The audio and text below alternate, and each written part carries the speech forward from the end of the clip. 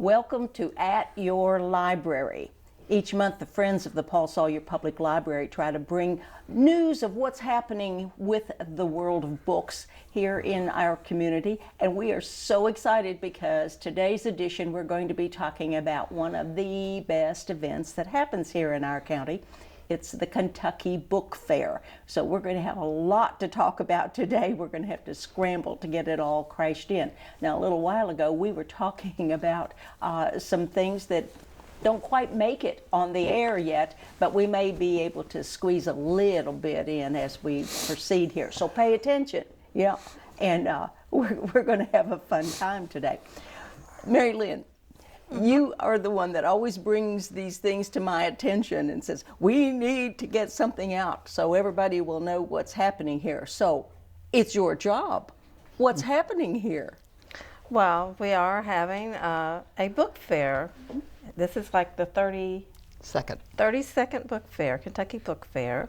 And it's now 2 days. November 15th is Children's Day, and then the book fair that's for all ages, the one that we traditionally have had for 32 years, is November 16th. And where? It is at the Convention Center, where it's been for several years. And everybody's invited? Everyone is invited. We want to see all of Frankfort turn out for it. One of the things that I thought was the most intriguing was the fact that it is the 32nd. This has been a big deal here in the community for a very long time.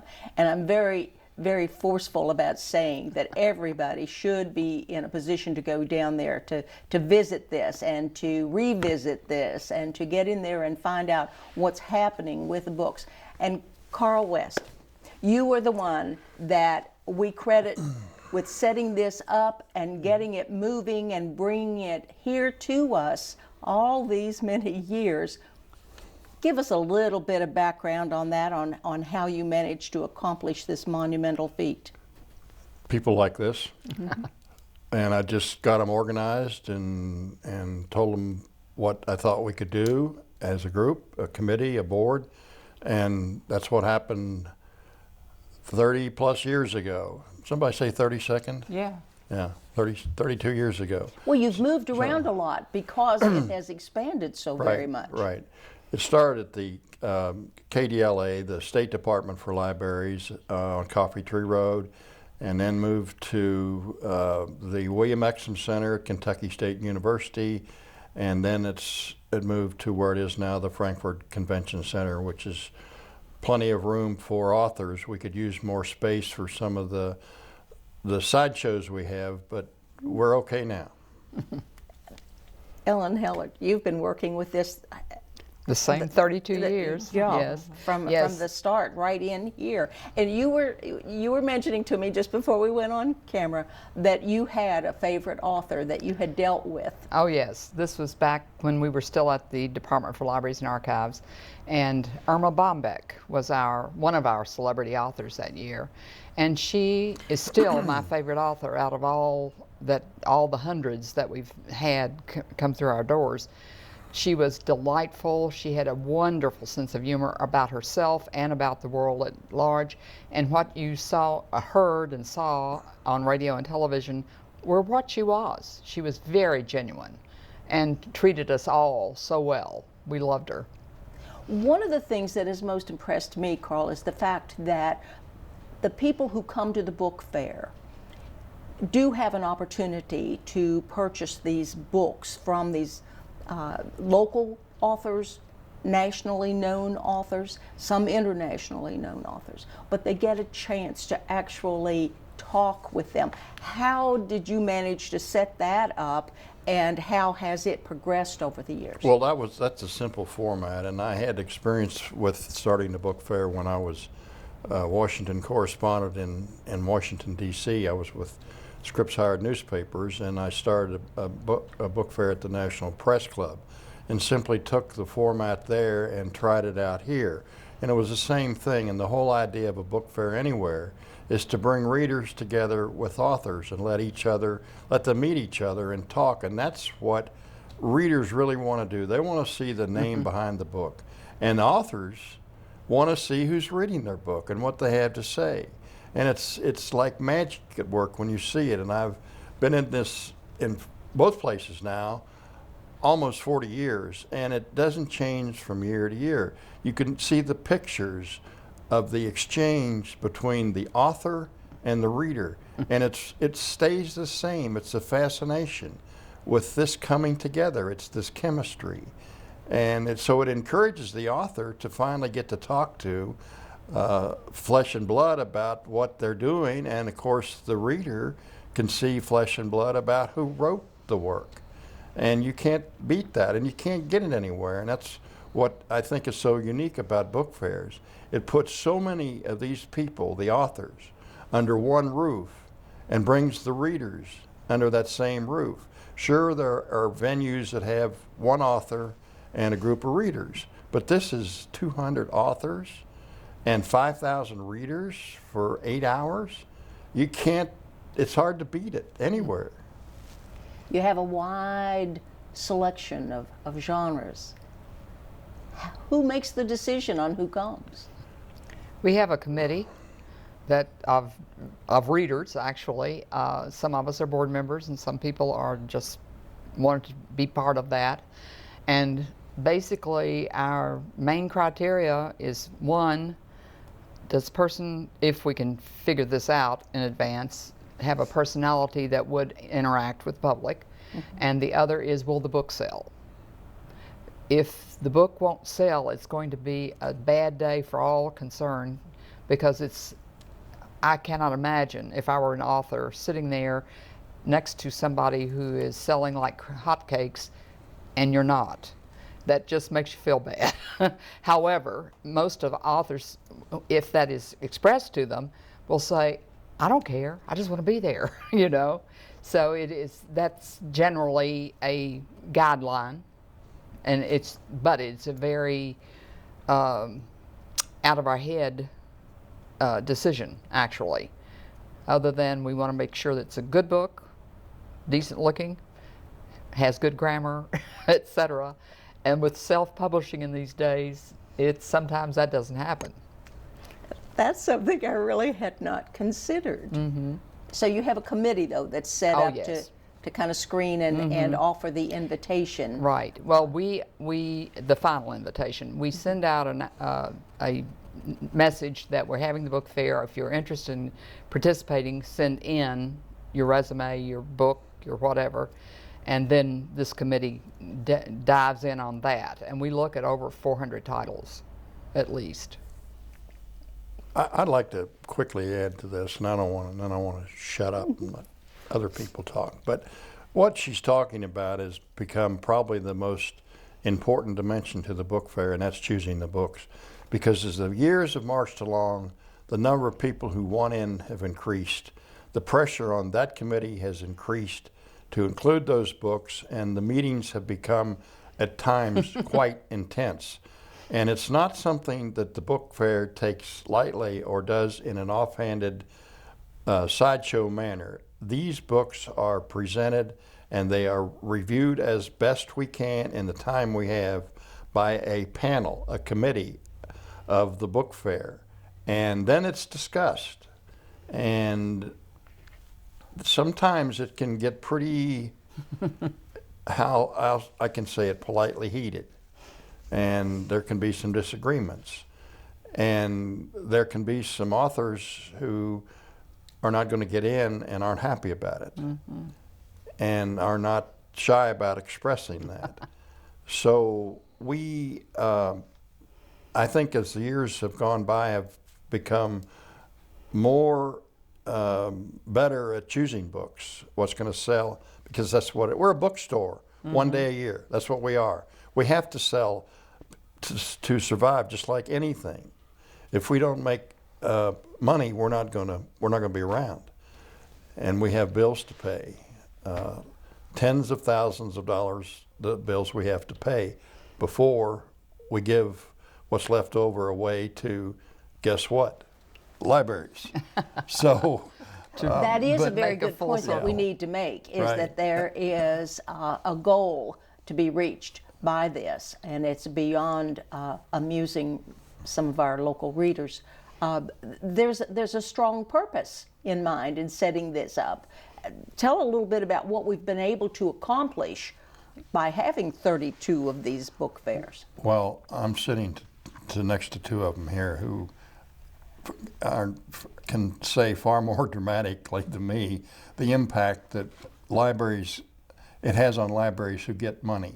And we've been doing that for 32 years, giving what money we make to public and mostly public and school libraries who don't have the resources to maintain or expand their collections.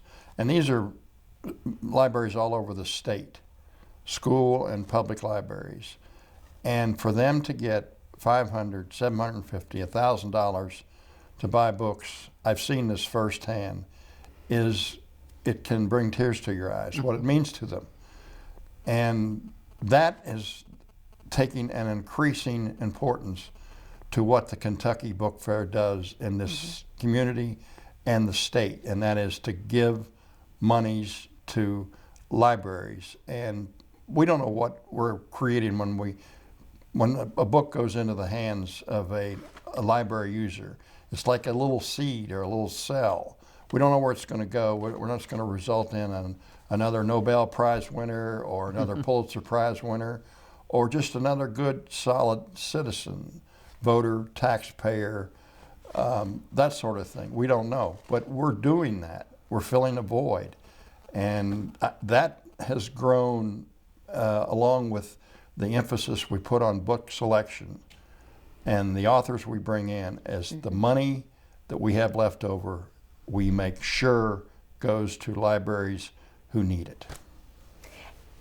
And also I wanted to talk to Ellen about the fact that when people come down to the book fair, the books are fantastic. The authors are absolutely awesome.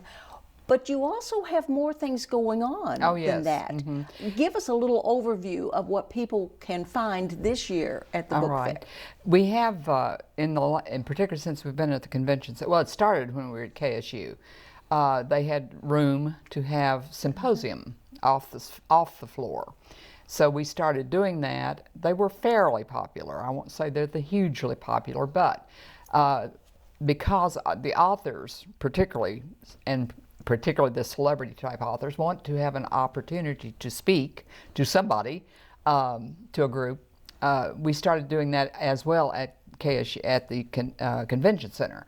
So that has grown into, I think we have symposium running all day long, at least two, probably two at a time, every hour. So that's going on in the convention center itself. We have now joined in with the Kentucky Historical Society, and we have a program at the Old Capitol at 1 o'clock this year, and this year's program will be on desegregating baseball, the Kentucky connection. The movie 42 brought forth interest in Jackie Robinson. We have, the Kentucky Humanities Council has a living history characters that go around the state performing. They're actors. We have a Pee Wee Reese, who is fabulous. That gave me the idea of, why don't we do something about this? Because there were Kentuckians involved in this whole issue of desegregating baseball. So this year we're going to have a panel at the Old Capitol at 1 o'clock. Pee Wee Reese, performed by Dick Usher from Paducah, will be giving a part of his presentation, and then we'll have a panel which will be led by Mike Embry, right here in Frankfort, a sports writer himself.